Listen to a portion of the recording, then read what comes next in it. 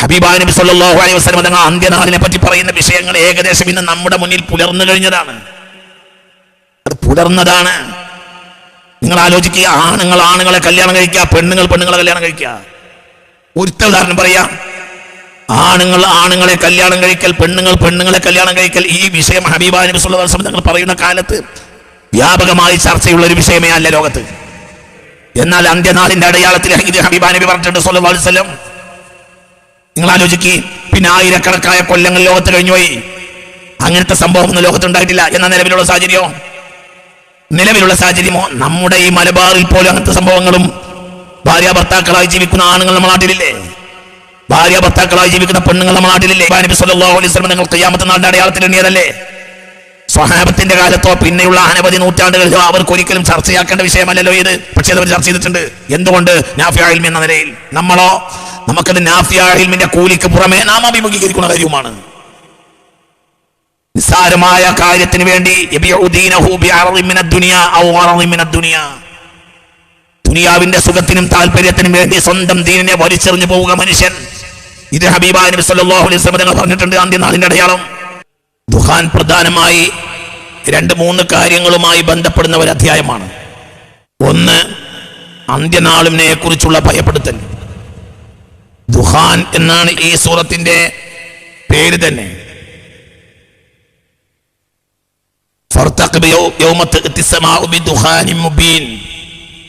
എന്നൊരായത്തുണ്ട് ഈ അധ്യായത്തിൽ. ഈ അധ്യായത്തിന്റെ 10ാമത്തെ ആയത്താണ് ആയത്ത്. എന്നായത്ത് കാത്തിരുന്നു കൊള്ളുക.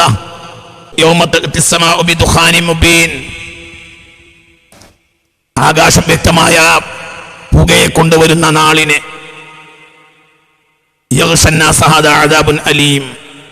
അത് ജനത്തെ മുഴുവൻ മൂടിക്കളയും. അതത്രേ ഏറ്റവും വേദനാജനകമായ പീഡനം എന്ന് പറയുന്ന ഈ അധ്യായത്തിലെ 10-11 ആയത്തുകളിൽ 10ാമത്തെ ആയത്തിൽ ദുഹാൻ എന്നൊരു വാക്ക്, പുക എന്നൊരു വിഷയത്തെ പറ്റി പറയുന്നുണ്ട്. അന്ത്യനാളിന്റെ അടയാളങ്ങളിൽപ്പെട്ടതാണ് പുകയും. ഇൻഷാ അല്ലാഹ് ആ ഭാഗത്തേക്ക് പിന്നീട് വരും. അതുകൊണ്ട് അന്ത്യനാളിന്റെ അടയാളങ്ങൾ അത് മനസ്സിലാക്കിയെടുക്കുക എന്നത് ഇപ്പോൾ കാലഘട്ടത്തിൽ അനിവാര്യമായ ഒരു സംഗതിയാണ്. കാരണം ഒരു നിലക്ക് നമ്മൾ അന്ത്യനാളിന്റെ മുന്നിലാണ്. കാര്യങ്ങളൊക്കെ സാധാരണഗതിയിൽ ഇങ്ങനെ നീങ്ങുകയാണെന്നും ഇതൊക്കെ ചരിത്രത്തിൽ വന്നുകൊണ്ടിരിക്കുന്ന ഭേദങ്ങളും വ്യത്യാസങ്ങളും മാത്രമാണ്.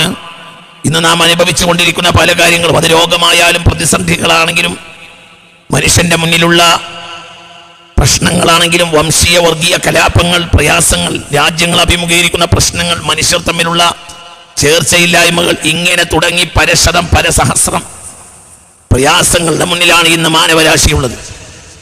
ഇതെല്ലാം സ്വാഭാവികമായി സംഭവിക്കുന്ന കാര്യങ്ങളാണ് എന്നാണ് പലപ്പോഴും നമ്മൾ വിചാരിക്കുക. ഒരിക്കലും അങ്ങനെയല്ല. അത് മനസ്സിലാക്കിയെടുക്കാൻ ഹബീബായ മുത്ത് മുഹമ്മദ് മുസ്തഫ സല്ലല്ലാഹു അലൈഹി വസല്ലമ തങ്ങളുടെ വചനങ്ങൾ, പരിശുദ്ധ ഖുർആനിന്റെ വചനങ്ങളോട് ചേർത്ത് വെച്ച് നമ്മൾ അങ്ങനെ ചിന്തിച്ചാൽ പ്രജാതി കാര്യങ്ങളും നമ്മുടെ മുന്നിലുണ്ട്. അന്ത്യനാൾ അടുത്തുകൊണ്ടിരിക്കുന്നു എന്നത് സത്യവും യാഥാർത്ഥ്യവുമാണ്. മുൻഗാമികളെ സംബന്ധിച്ചിടത്തോളം അന്ത്യനാളിന്റെ അടയാളങ്ങളെ കുറിച്ച് അവർ വ്യക്തമായ പഠനം നടത്തിയിട്ടുണ്ട് മുൻഗാമികൾ. പക്ഷെ ഒരു നിലക്ക് അവർക്ക് അത് ആവശ്യമുണ്ടായിരുന്നില്ല. എന്തുകൊണ്ട്? അവർ അന്ത്യനാളിനെ അഭിമുഖീകരിച്ചില്ല. അത്തരം പ്രയാസങ്ങളും പ്രതിസന്ധികളും അതും അഭിമുഖീകരിച്ചിട്ടില്ല. ഇന്ന് നമ്മൾ കാണുന്ന അശാന്തമായ സാഹചര്യങ്ങൾ ഏറെയോ, അല്ലെങ്കിൽ ഇന്ന് നമ്മൾ അനുഭവിക്കുന്ന എന്ന് പുണ്യ റസൂൽ പറഞ്ഞതുപോലെ സല്ലല്ലാഹു അലൈഹി വസല്ലം, പഴയ കാലങ്ങളിൽ ഇല്ലാത്ത രോഗങ്ങളും പ്രയാസങ്ങളും വേദനകളും അവസാന കാലഘട്ടത്തിൽ മനുഷ്യനെ തേടി വരുമെന്ന് പറഞ്ഞിട്ടുണ്ട്. ഇങ്ങനെയുള്ള രോഗങ്ങളോ പ്രയാസങ്ങളോ അതും മുൻഗാമികളായ സ്വാലിഹീങ്ങൾ അല്ലെങ്കിൽ ജനങ്ങൾ അതും അഭിമുഖീകരിച്ചിട്ടുണ്ടായിരുന്നില്ല. എന്നിട്ടും അവർ ഈ വിഷയത്തിൽ അന്ത്യനാളിന്റെ അടയാളങ്ങളെ കുറിച്ച് ഗൗരവമായ പഠനം നടത്തിയിട്ടുണ്ട്. എന്തുകൊണ്ട്? ഒന്ന്, വിജ്ഞാനത്തോട് കാണിക്കുന്ന ഉദാത്തമായ അഭിവാജ്ഞയും തൃഷ്ണയും ദാഹവും അത് തന്നെ. പിന്നെ വിജ്ഞാനം ഒരിക്കലും നഷ്ടപ്പെട്ടു പോകരുത് എന്നുള്ള അവരുടെ ശുഷ്കാന്തിയും ഉത്കണ്ഠയും. ഇതാണ് സത്യത്തിൽ ഈ വിഷയങ്ങളൊക്കെ പഠിക്കാൻ പ്രധാനമായും അവരെ പ്രേരിപ്പിച്ചത്. അല്ലാതെ ആ വിഷയത്തിൽ അവർ അനവധി ഗ്രന്ഥങ്ങൾ രചിച്ചിട്ടുണ്ട്. അവസാന കാലഘട്ടത്തിൽ വരാൻ പോകുന്ന രോഗങ്ങൾ, പ്രയാസങ്ങൾ, ബുദ്ധിമുട്ടുകൾ, അടയാളങ്ങൾ, ഇതിനെക്കുറിച്ചെല്ലാം ഹബീബായ നബി സല്ലല്ലാഹു അലൈഹി വസല്ലമയുടെ വചനങ്ങളും ഖുർആനിലെ ആയത്തുകളും വെച്ചിട്ട് വിശദമായ പഠനങ്ങൾ ഇമാമിങ്ങൾ നടത്തിയിട്ടുണ്ട്. ആ കാര്യങ്ങളിലെല്ലാം ആയിരക്കണക്കായ കിതാബുകളുമുണ്ട്. ആ വിഷയങ്ങളിൽ മാത്രം ആയിരക്കണക്കായ കിതാബുകളുണ്ട്. അപ്പോൾ അവർ അത് ചെയ്തു വെച്ചപ്പോൾ നമ്മെ സംബന്ധിച്ചിടത്തോളം ഇന്ന് പ്രയാസരഹിതമാണ്. എന്തുകൊണ്ട്?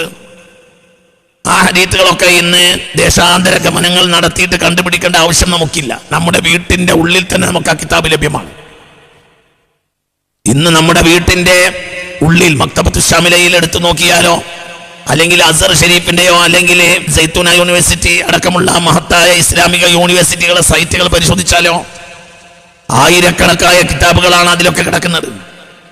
അതൊക്കെ എടുത്ത് പരിശോധിക്കാൻ നമ്മൾ തയ്യാറായാൽ ഏകദേശമെല്ലാം നിലവിലെ പ്രശ്നങ്ങളുടെ അവസ്ഥകൾ നമുക്ക് മനസ്സിലാക്കാൻ കഴിയും. നിലവിലുള്ള പ്രശ്നങ്ങളുടെ അവസ്ഥകൾ മനസ്സിലാക്കുക എന്നത് ഒരു കാലഘട്ടത്തിന് അനിവാര്യതയാണല്ലോ, അതൊരു അനിവാര്യമായ കാര്യമാണല്ലോ. അപ്പോൾ പിന്നെ നമ്മൾ എങ്ങനെയാണ് അതിനെ അഭിമുഖീകരിക്കേണ്ടത്, അതിന്റെ പരിണിതി എന്തായിരിക്കും എന്നും നമുക്ക് മനസ്സിലാക്കാനും ചിന്തിക്കാനും എളുപ്പത്തിൽ കഴിയും. പ്രത്യേകിച്ച് പുണ്യ നബി സല്ലല്ലാഹു അലൈഹി വസല്ലമ തങ്ങൾ നബിയാണ്. വരാൻ പോകുന്ന കാര്യങ്ങളെല്ലാം പറഞ്ഞിട്ടുള്ള ആളാണ് പുണ്യ റസൂൽ സല്ലല്ലാഹു അലൈഹി വസല്ലം. നബിയാണ്, റസൂലാണ്, അള്ളാഹുവിന്റെ തിരുദൂതരാണ്. കാര്യങ്ങളെല്ലാം അന്ത്യനാൾ വരെ നടക്കാൻ പോകുന്ന കാര്യങ്ങളെല്ലാം ഹബീബായ നബി സല്ലല്ലാഹു അലൈഹി വസല്ലമ തങ്ങൾ സത്യസാക്ഷ്യമായി ലോകത്തിന്റെ മുന്നിൽ നൽകിയിട്ടുണ്ട്, മറ്റേത് പ്രവാചകനേക്കാൾ കൂടുതൽ. എന്തുകൊണ്ട്? ആ പ്രവാചകന്മാരെ സംബന്ധിച്ചിടത്തോളം ആ പഴയകാല പ്രവാചകന്മാർക്ക് ഒരു പരിധിയുണ്ട്. ഒരു പരിധി കഴിഞ്ഞാൽ അടുത്ത പ്രവാചകൻ വരും എന്നവർക്ക് ഉറപ്പുണ്ടായിരുന്നു. എന്ന് മാത്രമല്ല, എന്തിനേക്കാൾ ഉപരി ഈ ഭൗമമണ്ഡലം ആകെ വിജ്ഞാനം കൊണ്ട് നടക്കുന്ന മഹാനായ പ്രവാചകൻ മുഹമ്മദ് മുസ്തഫ സല്ലല്ലാഹു അലൈഹി വസല്ലം തങ്ങൾ വരാനിരിക്കുന്നുണ്ട് എന്ന ഒരു ഗ്രാഹ്യതയും വിവരവും എല്ലാ നബിമാരും ആദം നബി അലൈഹി സ്വലാത്തു വസ്സലാം മുതൽ എല്ലാ നബിമാർക്കും ഉണ്ടായിരുന്നു. എല്ലാവർക്കും അത് ഉണ്ടായിട്ടുണ്ട്. അപ്പോൾ അവർക്ക് കാര്യങ്ങളെ അല്ലാഹു സുബ്ഹാനഹു വ തആല അവർക്ക് അയച്ചു കൊടുത്ത മെസ്സേജുകളും പരിമിതമാണ്. അതേക്കുറിച്ച് അവർക്ക് എന്തുകൊണ്ട് കാലനിബദ്ധിയായ കാര്യങ്ങളെ അവർക്ക് പറയേണ്ടതുള്ളൂ. അവരുടെ വിജ്ഞാനങ്ങൾ വലുതാണെങ്കിൽ പോലും അവരെ അറിയിക്കേണ്ട സന്ദേശങ്ങൾ പലപ്പോഴും പരിമിതമാണ്. എന്തുകൊണ്ട്? അതിനപ്പുറത്തേക്ക് പറയാൻ ആൾ വരുന്നുണ്ട് എന്ന ഒരു യാഥാർത്ഥ്യം. എന്നാൽ പുണ്യ റസൂൽ അങ്ങനെയല്ല സല്ലല്ലാഹു അലൈഹി വസല്ലം. പുണ്യ റസൂലിന് ശേഷം ഇനി വേറെ നബിയില്ല. പുണ്യ റസൂലിന് ശേഷം ഇനി ഒരു നബി വരാനില്ല. ഇനി ഇവിടെ ഒരു ദൈവിക സന്ദേശം, ഒരു നബി അല്ലാഹു സുബ്ഹാനഹു വ തആലയുടെ ഒരു വഹയാകുന്ന ഒരു സത്യസാക്ഷ്യം ഇനി ഇവിടെ വരാനില്ല. വേറൊരു നബി ഇവിടെ വരാനില്ല. അതുകൊണ്ട് അന്ത്യനാൾ വരെ, അവസാനത്തെ മനുഷ്യനെ വരെ ബാധിക്കുന്ന കാര്യം പറയേണ്ടത് പുണ്യ റസൂലാണ്. ഹബീബാ നബിയോ വ്യക്തമായി അത് പറഞ്ഞിട്ടുണ്ട്.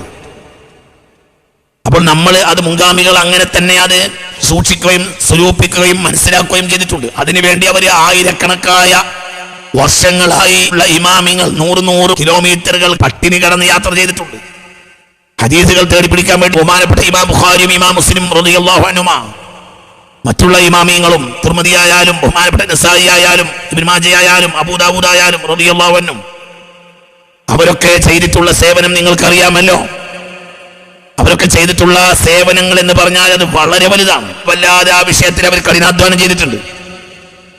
ഹബീബായ നബി സല്ലല്ലാഹു അലൈഹി വസല്ലം തങ്ങളുടെ ഹദീസുകളെ സ്വരൂപിച്ചെടുക്കാൻ. എന്നിട്ട് അവര് ഓരോ കാലഘട്ടത്തിലും അത് ഗ്രന്ഥങ്ങളിലാക്കി വെച്ചിട്ടുണ്ട്. പിന്നീട് വന്ന ഇമാമിങ്ങളും അവർ തന്നെയും പിന്നീട് വന്ന മഹാന്മാരും ആ വിഷയത്തിലെല്ലാം ചർവണങ്ങൾ നടത്തിയിട്ടുണ്ട്. നമുക്ക് എന്ത് ചെയ്താൽ മതി? നമുക്ക് ഇങ്ങനെയുള്ള ഒരു പ്രയാസവും ഇല്ല.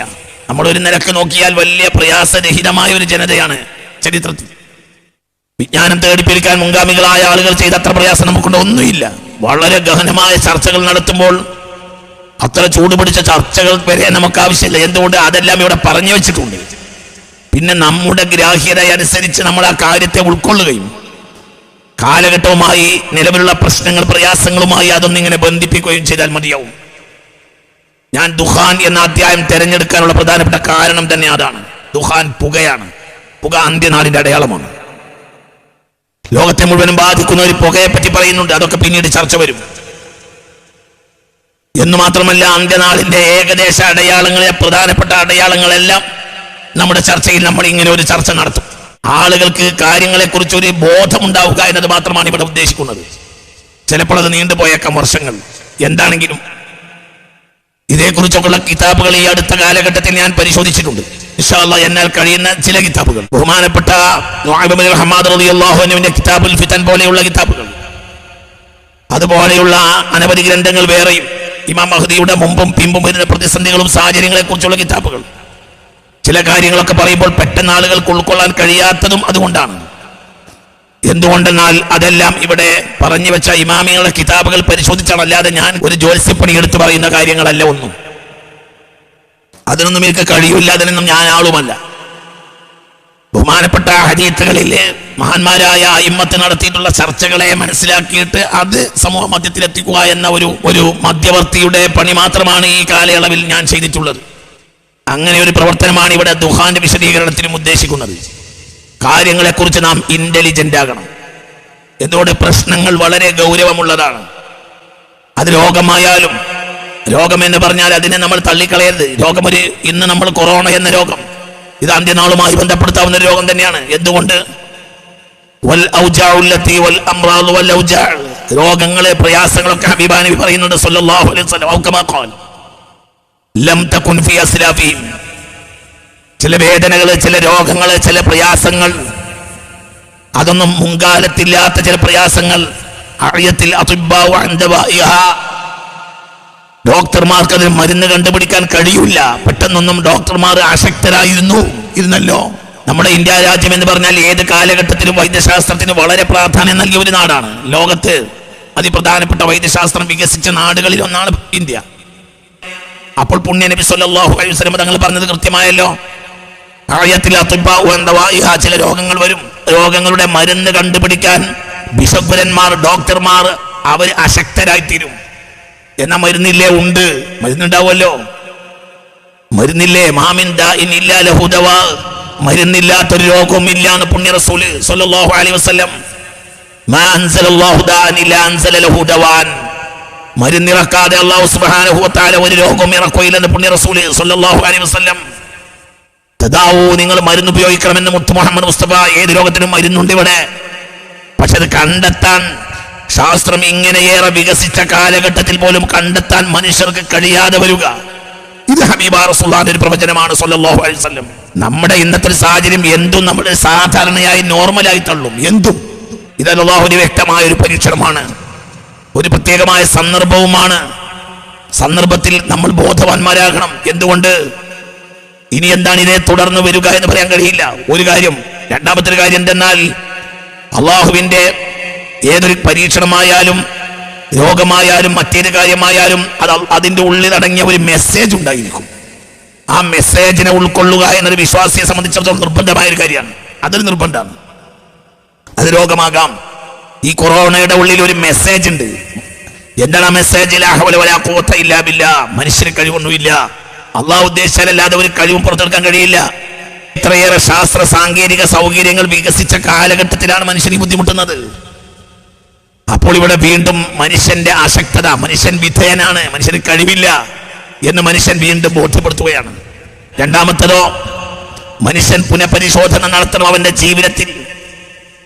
യഥാർത്ഥ ധർമ്മങ്ങളിൽ നിന്ന് അവൻ പുറകോട്ട് പോകുമ്പോൾ അല്ലാഹു സുബ്ഹാനഹു വ തആലയിൽ നിന്ന് ഇത്തരം അടികൾ ഉണ്ടാകാം. ഇതിലൊരു പാഠമുണ്ട്, ഒരു ഇബ്റത്തുണ്ട് എന്ന് നമ്മൾ ചിന്തിക്കണം. കേവലം ഒരു ശിക്ഷ എന്ന നിലയിലല്ല ഈ ലോകത്തെ നാം മനസ്സിലാക്കേണ്ടത്, പകരം ഒരു സന്ദേശമാണിത്. ഈ സന്ദേശത്തെ നാം ഉൾക്കൊള്ളാൻ തയ്യാറാകണം. ഇങ്ങനെയുള്ള രോഗങ്ങളെ കുറിച്ച് ഹബീബ നബി സല്ലല്ലാഹു അലൈഹി വസല്ലം തങ്ങൾ പറഞ്ഞിട്ടുണ്ടല്ലോ എന്ന കാര്യം ഉറപ്പാണ്. ഇന്നിപ്പോൾ ഡോക്ടർമാർ പറയുന്നത് 948 കൊറോണ വന്നിട്ടുണ്ട്. ആയിക്കോട്ടെ, പക്ഷേ ഇത്രയേറെ കാലമുണ്ടായിട്ടും എന്തുകൊണ്ട് ഇതിന് മരുന്ന് കണ്ടുപിടിച്ചില്ല?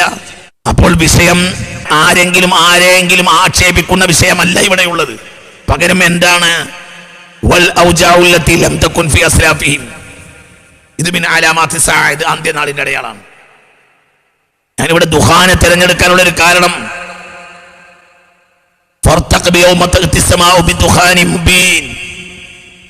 ആകെ മൂടുന്ന ഒരു പുകയെ പറ്റി പറയുന്ന ഈ പുക അന്ത്യനാളിന്റെ അടയാളമാണ്. വളരെ ഗൗരവമായി ചിന്തിക്കണം. അന്ത്യനാൾ തന്നെ ഒരു പുകയായി പ്രത്യക്ഷപ്പെടുമെന്ന കാര്യവും നിസ്തർക്കമാണ്. അതിനുമുമ്പ് ഒരു പുകയുണ്ടാവുന്ന കാര്യവും നിസ്തർക്കമാണ്. ധാരാളമായ ചർച്ചകൾ ഈ വിഷയത്തിലൊക്കെ ഉണ്ട്. അന്ത്യനാളിന്റെ അടയാളങ്ങൾ മനസ്സിലാക്കിയെടുക്കൽ ആവശ്യമാണ്. മഹാനായ സയ്യിദുനാ ജിബ്രീൽ അലൈഹി സ്വലാത്തു വസ്സലാം ഹബീബ നബിയോട് വന്ന് പറഞ്ഞില്ലേ, നബിയെ മതസാ എന്നാണ് അന്ത്യനാള്? അപ്പോൾ പറഞ്ഞു, മൽ മസ്ഊലു അൻഹാ ബിഅലമ മിനസ് സായിലി, ചോദിക്കുന്ന വ്യക്തിയേക്കാൾ വലിയ വിവരമൊന്നും ഇത് ചോദിക്കപ്പെടുന്ന ആൾക്കുമില്ല.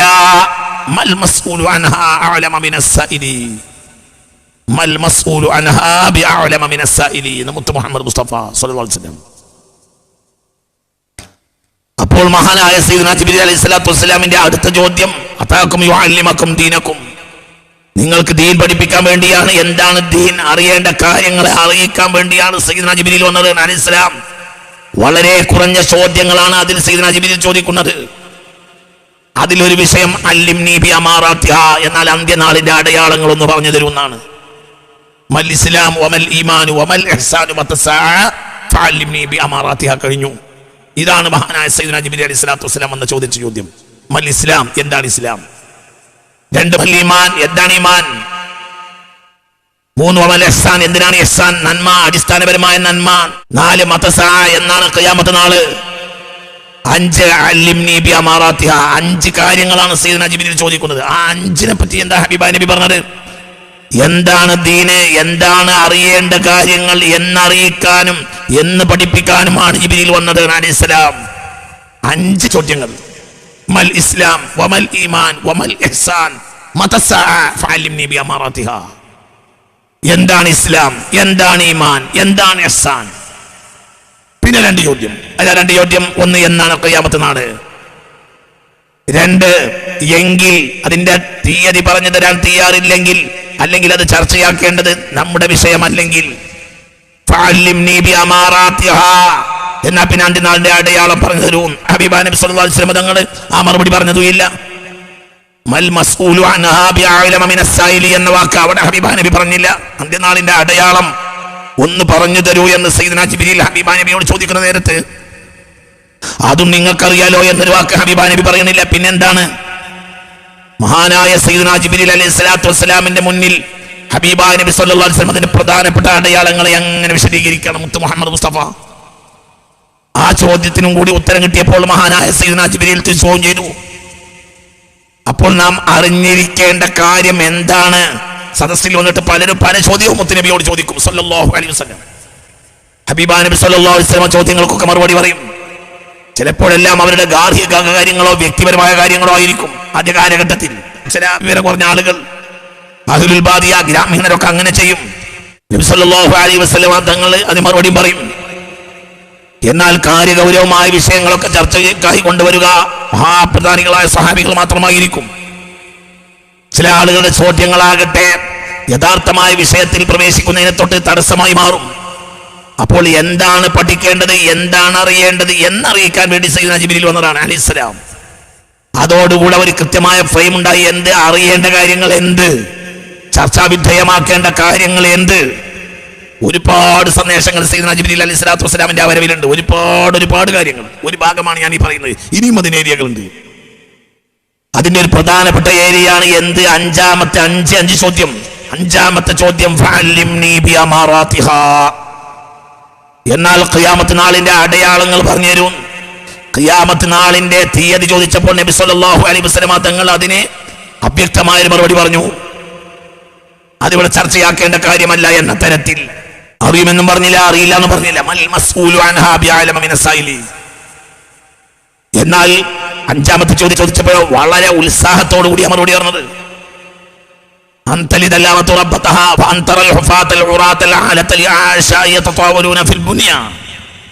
എന്നിങ്ങനെ തുടങ്ങുന്ന വിഷയത്തിൽ മുത്ത് മുഹമ്മദ് മുസ്തഫ സല്ലല്ലാഹു അലൈഹി വസല്ലം തങ്ങൾ അതിന്റെ അടയാളങ്ങൾ, അതിപ്രധാനമായി അതിന്റെ അടയാളങ്ങൾ വർണ്ണിച്ചുകൊണ്ട് തന്നെ ഗൗരവമായി പറഞ്ഞു. ആരുടെ മുന്നിൽ? സയ്യിദുനാ ജിബ്രീൽ അലൈഹിസ്സലാത്തു വസ്സലാമിന്റെ മുന്നിൽ. ജിബ്രീലിനെ അറിയാത്തത് കൊണ്ടാണോ? അല്ല. ഒരു ആശയം പറഞ്ഞൊരു കാര്യം പറഞ്ഞാൽ ഉടനെ സദഖ്ത, നിങ്ങൾ പറഞ്ഞ ശരിയാണ് എന്ന് ഉടനെ സയ്യിദുനാ ജിബ്രീൽ സമ്മതിക്കുകയും ചെയ്യും. അപ്പൊ എന്തതിന്റെ ഉദ്ദേശം? ആവശ്യമായ കാര്യങ്ങൾ എന്താണെന്ന് ജനങ്ങളെ പഠിപ്പിക്കുക. ഇവിടെ 2 കാര്യങ്ങളുണ്ട്. ഒന്ന്, ഈ വിഷയത്തിന്റെ പിന്നിൽ 2 കാര്യങ്ങളുണ്ട്. ഒന്ന്, അന്ത്യനാളിനെ പറ്റി പഠിക്കുക എന്നത് ഇസ്ലാമിനെ പഠിക്കുന്നത് പോലെ, ഈമാനിനെ പഠിക്കുന്നത് പോലെ, ഇഹ്സാനിനെ പഠിക്കുന്നത് പോലെ അന്ത്യനാളിന്റെ അടയാളങ്ങളെ പഠിക്കൽ അനിവാര്യമായ അറിവാണ്. അതാണ് ഇവിടുത്തെ പഠിക്കേണ്ട പ്രധാനപ്പെട്ട ഒരു കാര്യം. ഇതൊരു അനിവാര്യമായ അറിവാണ്. അന്ത്യനാളിന്റെ അടയാളങ്ങളെ പറ്റി പഠിക്കുക എന്നത് അനിവാര്യമായ ഒരു അറിവാണ്. ഇസ്ലാമിനെ പഠിക്കുന്നത് പോലെയും ഈമാനിനെ പഠിക്കുന്നത് പോലെയും ഇഹ്സാനിനെ പഠിക്കുന്നത് പോലെയും ഒരു അനിവാര്യമായ അറിവാണ് ഫഅല്ലിംനി ബി അമാറാത്തിഹാ. ഉടനെ നബി സല്ലല്ലാഹു അലൈഹി വസല്ലം വിശദീകരിച്ചു. അപ്പോൾ ഇതൊരു അനിവാര്യമായ അറിവാണ്. ഈ അനിവാര്യമായ അറിവ് പഠിക്കൽ അറിവ് എന്ന നിലയിൽ കൂലി കിട്ടുന്ന കാര്യമാണ്. ഒന്ന്, അതിനാണല്ലോ ഇൽമു നാഫിഅ എന്ന് പറയാ. എന്താണ് ഈ നാഫിഅ ഇൽമ്? ശറഅ പ്രോത്സാഹിപ്പിച്ച ഇൽമുകൾ, അതാണ് നാഫിഅ ഇൽമ്. മനുഷ്യന് ഉപകാരമുള്ള അറിവുകൾ, അതാണ് നാഫിഅ ഇൽമ്. അതിനെല്ലാം ശറഅ പ്രോത്സാഹിപ്പിച്ചിട്ടുണ്ട്, അതാണ് നാഫിഅ ഇൽമ്. ശറഅ പ്രോത്സാഹിപ്പിച്ച അറിവുകൾ അത് നാഫിഅ ഇൽമാണ്. തനിക്കും തന്റെ കുടുംബത്തിനും തന്റെ സമൂഹത്തിനും താൻ ഉൾക്കൊള്ളുന്ന ലോകത്തിനും ഇനി വരാൻ പോകുന്ന ജനതതികൾക്കും അനിവാര്യമായും അറിഞ്ഞിരിക്കേണ്ട അറിവുകൾ, അതാണ് നാഫിഅ ഇൽമ്. ആ നാഫിഅ ഇൽമിന്റെ ഗണത്തിലാണ് നബി സല്ലല്ലാഹു അലൈഹി വസല്ലം ഫഅല്ലിംനി ബി അമാറാത്തിഹ എന്ന വിഷയം എണ്ണിയത്. അതുകൊണ്ട് അത് പഠിക്കൽ അത്യാവശ്യമാണ്. ഒന്ന്. രണ്ട്, നാം ആകട്ടെ അത് അഭിമുഖീകരിക്കുന്ന ആളുകളുമാണ്. അപ്പോൾ നമ്മെ സംബന്ധിച്ചിടത്തോളം വളരെ അത്യാവശ്യമായി മാറി. സ്വഹാബത്തിനെ സംബന്ധിച്ചിടത്തോളം സ്വഹാബത്തിന് ശേഷം വലിയ നൂറ്റാണ്ടുകൾ വരാനുള്ള കാര്യങ്ങൾ നബി സ്വല്ലല്ലാഹു അലൈഹി വസല്ലം പറഞ്ഞിട്ടുണ്ടല്ലോ. അവർക്ക് ഖിയാമത്ത് നാൾ പേടിക്കേണ്ടതില്ല. മാത്രമല്ല പുണ്യ റസൂൽ സ്വല്ലല്ലാഹു അലൈഹി വസല്ലം മുന്നിലുണ്ട്, ഹബീബാ നബി ഉണ്ടായതുകൊണ്ട് ഖിയാമത്ത് നാൾ ഉണ്ടാവില്ല. മൂന്ന്, ഹബീബാ നബി സ്വല്ലല്ലാഹു അലൈഹി വസല്ലം തങ്ങൾ കഴിഞ്ഞിട്ട് നൂറ്റാണ്ടുകളിൽ ഉണ്ടാകേണ്ട ലോകത്തെ പ്രധാനപ്പെട്ട പ്രശ്നങ്ങളെ കുറിച്ച് ഇവർക്ക് മുന്നിൽ റസൂൽ പറഞ്ഞു കൊടുത്തിട്ടുണ്ട്.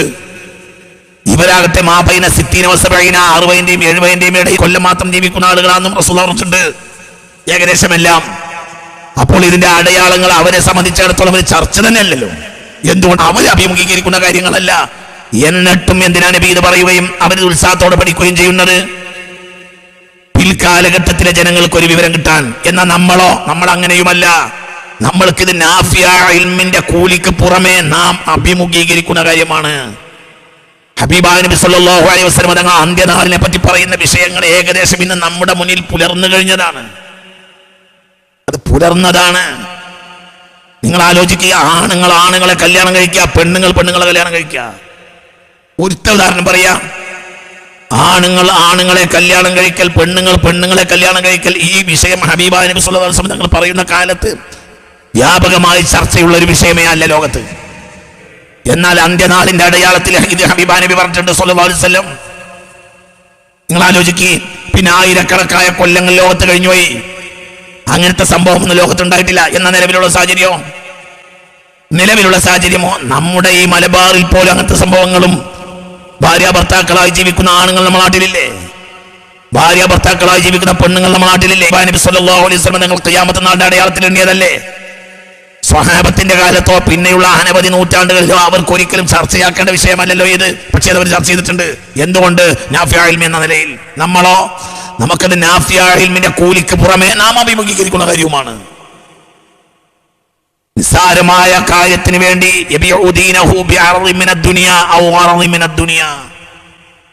ദുനിയാവിന്റെ സുഖത്തിനും താല്പര്യത്തിനും വേണ്ടി സ്വന്തം ദീനിനെ വലിച്ചെറിഞ്ഞു പോവുക മനുഷ്യൻ.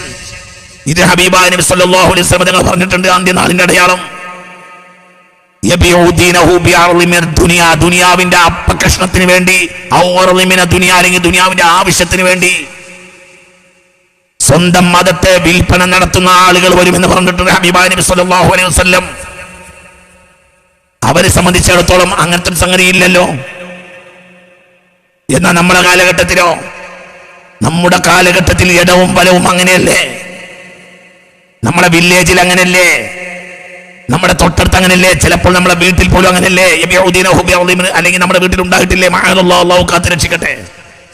അപ്പോൾ മുൻഗാമികളായ സ്വാലിഹീങ്ങളെ സംബന്ധിച്ചിടത്തോളം അന്ത്യനാളിന്റെ അടയാളങ്ങൾ എന്ന് പറഞ്ഞാൽ അത് കേവലം ഒരു പഠനമാണ്. നമുക്കത് പഠനം മാത്രമല്ല, നമ്മൾ അഭിമുഖീകരിക്കുന്ന കാര്യം കൂടിയാണ്. ഇതൊക്കെ നിസ്സാരപ്പെട്ട കാര്യമാണോ? പഠിതാക്കൾ ഗൗരവമായി ചിന്തിക്കണം. എന്തുകൊണ്ടാണ് ഇവിടെ ദുഖാൻ എന്ന അധ്യായത്തെ ഞാൻ തിരഞ്ഞെടുത്തിട്ടുള്ളത് എന്ന് നിങ്ങളുടെ മുന്നിൽ ചർച്ച ചെയ്യാൻ വേണ്ടിയാണ് ഞാൻ ഇത് പറയുന്നത്. എന്തുകൊണ്ടാണ് ദുഖാനെ തിരഞ്ഞെടുത്തിട്ടുള്ളത്? അപ്പോൾ അന്ത്യനാളിന്റെ പ്രാധാന്യം, അന്ത്യനാളിന്റെ അടയാളങ്ങളുടെ പ്രാധാന്യം ഗൗരവമായി പഠിക്കണം. ദീനിനെ വലിച്ചെറിഞ്ഞു പോകുന്ന യുവതീവാക്കൾ ഇന്ന് നിത്യസംഭവമല്ലേ? ലാദീനിയത്ത് വളരുക, അള്ളാഹുവിനെ ചോദ്യം ചെയ്യുക ഇല്ലേ? എവിടെയും അള്ളാഹുവിനെ ചോദ്യം ചെയ്യുക. തന്നെ സൃഷ്ടിച്ച തന്റെ സൃഷ്ടാവായ അള്ളാഹുവിനെ മനുഷ്യൻ ചോദ്യം ചെയ്യുന്നു. ആര്? ആഭിജാത്യമുള്ള കുലമഹിമയുമുള്ള കുലത്തിൽ പോലും പിറന്നിരുന്ന കുട്ടികൾ പിൽക്കാലഘട്ടത്തിൽ. ഇതെല്ലാം ഇന്ന് നമ്മുടെ നാട്ടിൽ സർവ്വസാധാരണയായ കാര്യമല്ലേ? ഇത് ഹബീബാ നബി സല്ലല്ലാഹു അലൈഹി വസല്ലം ഖിയാമത്ത് നാളിന്റെ അടയാളത്തിൽ എണ്ണിയതാണ്. കാപട്യം അധികരിക്കുക. കപടൻ വിശ്വസ്തനാരാ അറിയൂല, വിശ്വസ്തനാരാണ് അറിയൂല. അമാനത്ത് എടുത്തു പോവുക. വിശ്വാസയോഗ്യമായ ഒരാളെ ഒരു കാര്യം ഏൽപ്പിക്കാൻ കഴിയുന്നില്ല, ആരുടെ കയ്യിലാണ് വിശ്വാസ്യത എന്ന് അറിയൂല. നീതി എടുത്തു പോവുക. പുണ്യ റസൂൽ പറഞ്ഞിട്ടില്ലേ, ഇന്ന് മാനവ സമൂഹത്തിലെ ഈ 700 ചില്ലാനം കോടിയിൽ വളരെ കുറഞ്ഞ വരേണ്യവർഗമല്ലാത്ത ബാക്കിയുള്ള ആളുകൾ മുഴുവനും രാവിന്റെ നിശബ്ദതയിൽ അല്ലാഹുവോട് പറയുന്ന റബ്ബേ നീതി കിട്ടണമേ എന്നല്ലേ. ലോകത്തിന്റെ ഇന്നത്തെ ഏറ്റവും വലിയ പ്രതിസന്ധി എന്താ? നീതി കിട്ടായ്മ. അല്ലാതെന്ത? എന്താണ് നിലവിലുള്ള ലോകത്തിലെ ഏറ്റവും വലിയ പ്രതിസന്ധി? എന്നാൽ ഇത്ര എഴുത്തും വായനയും ശാസ്ത്രീയ സൗകര്യങ്ങളും ഗവേഷണങ്ങളും പര്യവേക്ഷണങ്ങളൊന്നും ഇല്ലാത്തൊരു കാലം കഴിഞ്ഞു പോയിട്ടുണ്ട്. പക്ഷെ അവർക്ക് നീതി കിട്ടിയിരുന്നു. ഇന്നോ ശാസ്ത്രം വളർന്നിട്ടുണ്ട്, സാങ്കേതിക സൗകര്യങ്ങൾ വികസിച്ചിട്ടുണ്ട്, ദേശാന്തര ഗമനം മണിക്കൂറുകൾക്കിടയിൽ നടത്താനുള്ള സൗകര്യങ്ങളുണ്ട്. ഇനി ചിലപ്പോൾ മിനിറ്റുകൾക്കുള്ളിൽ എന്നും വേണമെങ്കിലും വന്നേക്കാം. എന്തുകൊണ്ട്? ആകാശ ബസ്സുകളുടെ സൗകര്യങ്ങൾ ഇനിയും വർദ്ധിച്ചുകൊണ്ടിരിക്കുകയാണ്, വേഗത കൂടിക്കൊണ്ടിരിക്കുകയാണ്. അതൊക്കെ ഇനിയും അധികരിച്ചേക്കാം. സാങ്കേതിക സൗകര്യങ്ങളാകട്ടെ, അത് പറയുകയും വേണ്ട. എന്റെ വില്ലേജില് എന്റെ കുട്ടിക്കാലത്തിലൊരു ഫോണില്ല. തൊട്ടടുത്ത വില്ലേജിൽ പോയിട്ടാണ് ഒരു കാര്യത്തെ പലപ്പോഴും ആശ്രയിക്കുക, പലപ്പോഴും കമ്പിയടിക്കാന്ന് പറയാം. വിശാലമായ 10, 16, 17 വാർഡുള്ള വിശാലമായ വില്ലേജില്, പഞ്ചായത്തില് എന്റെ കുട്ടിക്കാലത്ത് ഒരു ഫോണ് പോലും ഇല്ല. ഇന്നോ ഇന്ന് എല്ലാവരുടെ കയ്യിലും ഫോണുണ്ട്. എന്നോട് ഒരിക്കലും ഒരു സ്നേഹിതൻ പറഞ്ഞു, അയാളുടെ കുട്ടിക്കാലത്ത് ഒരു പ്രധാനപ്പെട്ട മെസ്സേജ് കൊടുക്കാൻ വേണ്ടി നാദാപുരത്തേക്ക് ഒരു മെസ്സേജ് കൊടുക്കാൻ വേണ്ടി അയാള് ഫറോക്ക് പോസ്റ്റ് ഓഫീസിൽ പോയി. രാവിലെ ഇരുന്നു, വൈകുന്നേരം ട്രങ്ക് കോള് ബുക്ക് ചെയ്ത് അങ്ങനെ ഇരുന്നു. വൈകുന്നേരം വരെ ഇരുന്നിട്ടും കോള് കിട്ടിയില്ല. തിരിച്ചു വന്നു, പോസ്റ്റ് ഓഫീസ് അടച്ചപ്പോൾ തിരിച്ചു വന്നു. ഇതൊക്കെ 10-30 കൊല്ലം മുമ്പ് നടന്ന സംഭവങ്ങൾ പറഞ്ഞിട്ട്, 30-35 കൊല്ലം മുമ്പ് നടന്ന സംഭവങ്ങൾ. ഇന്നോ അപ്പൊ ഇത്രയേറെ സൗകര്യങ്ങൾ നമുക്ക് അധികരിച്ചിട്ടുണ്ട്. പക്ഷേ നമുക്ക് നമ്മുടെ മുന്നിൽ വിശ്വാസ്യതയില്ല, നീതിയില്ല. ലോകത്തിന്നും മുഴുവനും പരക്കെ ചർച്ച ചെയ്യുന്ന വിഷയം നീതിയാണ്. നീതി കിട്ടാനില്ല. 700 ചില്ലാനം കോടി ജനങ്ങളും ഇന്ന് കേഴുന്നത് എന്തിനു വേണ്ടിയാ? നീതി കിട്ടാൻ വേണ്ടിയാണ്. നീതിയാണ് വിഷയം. ഞാൻ ദീർഘിപ്പിക്കുന്നില്ല, ഇവിടെ കൃത്യമായി ആ വിഷയത്തിന്റെ ചർച്ച വരുന്നുണ്ട്. ഞാൻ അതിനേക്കിലേക്കൊന്ന് ഇൻട്രൊഡ്യൂസ് ചെയ്തെന്ന് മാത്രമേ ഉള്ളൂ. എന്തുകൊണ്ടാണ് ദുഹാൻ എന്ന അധ്യായത്തെ തെരഞ്ഞെടുത്തിട്ടുള്ളത്? ഇത് അന്ത്യനാളിന്റെ അടയാളങ്ങൾ, പ്രധാനമായി ചില വിഷയങ്ങൾ പഠിക്കേണ്ടതുണ്ട്. നമ്മുടെ കാലഘട്ടം അഭിമുഖീകരിക്കുന്ന പ്രതിസന്ധികളെ കുറിച്ച് ഗൗരവമായി നമ്മൾ മനസ്സിലാക്കേണ്ടതുണ്ട്. അതങ്ങനെ തന്നെ പുതിയ സമൂഹത്തെ നാം പകർന്നു കൊടുക്കുകയും ചെയ്യേണ്ടതുണ്ട്. ഇത് ഇക്കാര്യത്തിന് വേണ്ടിയാണ് പ്രധാനമായും ഈ അധ്യായം തിരഞ്ഞെടുത്തിട്ടുള്ളത്. മാത്രമല്ല, ഈ അധ്യായത്തിൽ ചർച്ച ചെയ്യപ്പെടുന്ന മറ്റൊരു വിഷയം തമ്മാടികളായ ഏകാധിപതികളായ തമ്മാടികൾക്ക് ചരിത്രത്തിൽ വന്നിട്ടുള്ള ദുരന്തങ്ങളെ കുറിച്ചാണ്. ഇതും മനുഷ്യൻ മനസ്സിലാക്കേണ്ട ഒരു കാലഘട്ടമാണ്. എന്തുകൊണ്ട്? ഏതൊരു വിഷയം ഒരാളിൽ ഏൽപ്പിക്കപ്പെട്ടാലും അതിലയാൾ പിന്നെ അഹങ്കാരിയാവുകയാണ്. ഏത് വിഷയം തനിക്കൊരു അധികാരം കൈവന്നാൽ ആ അധികാരത്തിൽ ഏകാധിപതിയായി. കൊച്ചു ഏകാധിപതികൾ, അതിന്റെ മുകളിലുള്ള ഏകാധിപതികൾ, അങ്ങനെ മാനം മുട്ടെ വളർന്ന് താനാണ് വളർന്നവരെന്ന് ചിന്തിക്കുന്ന ഏകാധിപതികൾ വില്ലേജ് മുതൽ അന്താരാഷ്ട്ര തലം വരെ നിറഞ്ഞു കിടക്കുന്ന ഒരു കാലത്താണ് നമ്മൾ ജീവിക്കുന്നത്. അഹങ്കാരികൾക്ക് വന്നിട്ടുള്ള പതനങ്ങളാണ് ഈ അധ്യായത്തിൽ ചർച്ച ചെയ്യുന്ന മറ്റൊരു വിഷയം. അതും നിലവിലെ സാഹചര്യം ഏറ്റവും പഠിക്കേണ്ടതാണ്. അഹങ്കാരികൾക്ക് വന്നിട്ടുള്ള പരിണിതി, അവരുടെ ദുരന്ത ഫലം, അവരുടെ പര്യവസാനം എങ്ങനെയായിരുന്നു? ഇത്തരം ആയത്തുകളെല്ലാം ഈ സൂറത്തിലാണ്. വലിയ വലിയ രമ്യസൗധങ്ങളിലും തോട്ടങ്ങളിലും അനുഭവേദ്യമായ സൗകര്യങ്ങളൊക്കെ നുണഞ്ഞാസ്വദിച്ച് അങ്ങനെ കഴിഞ്ഞുപോയി ജീവിച്ചിരുന്ന ഒരു ജനതയ്ക്ക് വന്നിട്ടുള്ള പരിണിതി, വേദനാജനകമായ ദുരന്തപൂർണമായ അവരുടെ അവസാനം എങ്ങനെയായിരുന്നു എന്ന് ഈ അധ്യായത്തിൽ ചർച്ചയുണ്ട്. നമ്മൾക്ക് ഓരോരുത്തർക്കും ബാധകമാണ്. എന്തുകൊണ്ട്? അവനവനെ ഏൽപ്പിക്കപ്പെട്ട കാര്യത്തിൽ പരമാവധി ഏകാധിപതിയാകാനുള്ള മത്സരത്തിലാണെന്ന് ഓരോരുത്തരും ഗൗരവമായി പഠിക്കേണ്ടതുണ്ട്. കാലഘട്ടത്തിന്റെ അനിവാര്യമായ വിഷയമാണ്. അതുകൊണ്ടുമാണ് ഈ സൂറത്തിനെ തെരഞ്ഞെടുത്തിട്ടുള്ളത്. ഈ സൂറത്തിനെ തെരഞ്ഞെടുക്കാൻ മറ്റൊരു കാരണം, ഖുർആനിലെ ഏത് അധ്യായം പോലെ തന്നെ ഈ അധ്യായം അന്ത്യനാളിന് ശേഷം ഒരു മനുഷ്യന് വിചാരണ നാളിൽ സംഭവിക്കാൻ പോകുന്ന അവന്റെ കാര്യങ്ങൾ, അവൻ അള്ളാഹുവിനെ അഭിമുഖീകരിക്കേണ്ട കാര്യങ്ങൾ ഇതിൽ പറയുന്നുണ്ട്. മക്കിയായ അധ്യായമാണ്. മക്കിയായ അധ്യായങ്ങളിൽ ഏറ്റവും കൂടുതൽ വന്ന് ചർച്ച ചെയ്യുന്ന വിഷയങ്ങളിൽപ്പെട്ട ഒരു വിഷയമാണത്. അള്ളാഹുവിന്റെ കോടതിയെ ഗൗരവമായി നമ്മൾ മനസ്സിലാക്കണം. അള്ളാഹുവിന്റെ കോടതി ഗൗരവമായ വിഷയമാണല്ലോ. അത് മറന്നിട്ടുള്ള കളിയാണ് ഇന്ന് മാനവരാശി കളിച്ചുകൊണ്ടിരിക്കുന്നത്. നമ്മളെല്ലാം അത് മറന്ന ഒരു കളിയാണ് ഇന്ന് കളിച്ചുകൊണ്ടിരിക്കുന്നത്. അതുകൊണ്ട് അത് മനസ്സിലാക്കിയെടുക്കൽ ആവശ്യമാണ്. ഖുർആനിലെ ഓരോ അധ്യായങ്ങളും പ്രധാനപ്പെട്ടതാണ്, അതിൽ പ്രധാനപ്പെട്ട സന്ദേശങ്ങൾ തന്നെയാണുള്ളത്. പക്ഷെ ഇവിടെ ദുഹാൻ ഒരു കാലഘട്ടത്തിന്റെ അനിവാര്യമായ പഠനമാണ് എന്ന നിലക്കാണ് ദുഹാനെ ഞാൻ സമീപിച്ചിട്ടുള്ളത്. ഇൻഷാ അല്ലാഹ് ഒരു ആഴ്ചകളിൽ ഇൻഷാ അല്ലാഹ് എല്ലാ ഞായറാഴ്ച രാവിലെ 8:30 മണി മുതൽ ഇന്നത്തെ പോലെ തന്നെ അൽഹംദുലില്ലാഹ് ഈ പരിപാടി നടത്തിക്കൊണ്ടു പോകാനാണ് ഇതിന്റെ സംഘാടകരും ബന്ധപ്പെട്ടവരും ആഗ്രഹിക്കുന്നത്. അങ്ങനെയാണ് ഉദ്ദേശിക്കുന്നതും. ഇൻഷാ അല്ലാഹ് അല്ലാഹു തആല തൗഫീഖ് നൽകട്ടെ. ഞാൻ അതിന്റെ ഫളായിലിൽ നിന്ന് 1-2 ഹദീസുകൾ മാത്രം പറഞ്ഞ് അവസാനിപ്പിക്കാം. ഈ അധ്യായത്തിന് ചില പ്രത്യേകതകൾ കൂടിയുണ്ട്. എനിക്ക് എൻ്റെ വിദ്യാർത്ഥികളോട് ഉപദേശിക്കാനുള്ള ഒരു കാര്യം, എല്ലാ രാത്രികളിലും നിങ്ങൾ ദുഹാൻ പാരായണം ചെയ്യണം എന്നതാണ്. എല്ലാ രാത്രിയും എത്ര തിരക്കാണെങ്കിലും ദുഹാൻ പാരായണം ചെയ്യണം എല്ലാ രാത്രിയും. ചില ആളുകൾ വെള്ളിയാഴ്ച രാവിലെ മാത്രം ദുഹാൻ ഓതാറുണ്ട്, നല്ലതാണ്, പക്ഷെ അത് മാത്രം പോരാ. വെള്ളിയാഴ്ച രാവിലെ പ്രാധാന്യമില്ല, ദുഹാൻ ഓതിയാൽ ഉണ്ട്, പക്ഷെ അത് മാത്രം പോരാ. എല്ലാ രാത്രിയും ദുഹാൻ പാരായണം ചെയ്യണം. എല്ലാ രാത്രിയും ദുഹാൻ പാരായണം ചെയ്യണം. സൂറത്ത് ദുഹാൻ എല്ലാ രാത്രികളിലും ഓതൽ പ്രധാനപ്പെട്ടതാണ്. അതിനാദ്യം തയ്യാറാകണം. അടുത്ത ആഴ്ച വരുമ്പോഴത്തിന് എല്ലാവർക്കും ദുഹാൻ പതിവാകും. ഏകദേശം ആളുകൾക്കൊക്കെ പതിവുണ്ടാകും എന്ന് ഞാൻ മനസ്സിലാക്കുന്നു. പലപ്പോഴും ഞാൻ ഈ കാര്യം പലരോട് പറഞ്ഞിട്ടുള്ളതാണ്. ദുഹാന്, വാഖിഅ, റഹ്മാൻ, അലിഫ് ലാം മീം സജ്ദ പോലെയുള്ള അധ്യായങ്ങളെല്ലാം പാരായണം ചെയ്യാം എന്ന കാര്യം പറഞ്ഞിരുന്നു. അതെല്ലാവരും ചെയ്യുന്നുണ്ടാകുമെന്ന് ഞാൻ വിചാരിക്കുന്നു. എന്നാൽ ഒന്നുകൂടി അമർത്തി പറയുന്നു, ദുഹാൻ എല്ലാ രാത്രിയിലും പാരായണം ചെയ്യേണ്ട അധ്യായങ്ങളിൽപ്പെട്ട അധ്യായമാണ്. എന്താണ് അതിന്റെ ഒരു പ്രത്യേകത? അൻ അബീ ഹുറൈറ റളിയല്ലാഹു അൻഹു ഖാല ഖാല റസൂലുള്ളാഹി സ്വല്ലല്ലാഹു അലൈഹി വസല്ലം. ബഹുമാനപ്പെട്ട ഇമാം തുർമുദി റളിയല്ലാഹു അൻഹു തന്റെ സുനനിലും ഇമാം ബൈഹഖി തന്റെ ശുഅബിലും രേഖപ്പെടുത്തുന്ന ഒരു ഹദീസ് ഹബീബായ നബി സ്വല്ലല്ലാഹു അലൈഹി വസല്ലമ തങ്ങളിൽ നിന്ന് മഹാനായ സയ്യിദ്നാ അബൂ ഹുറൈറ റളിയല്ലാഹു അൻഹു കേട്ടിരിക്കുന്നു. എന്താണ് ഹബീബായ നബി പറഞ്ഞത്? മൻ ഖറഅ ഹാമീം അദ്ദുഖാൻ ഫീ ലൈലത്തിൻ അസ്ബഹ യസ്തഗ്ഫിറു ലഹു 70000 മലക്കിൻ. സുബ്ഹാനല്ലാഹ്.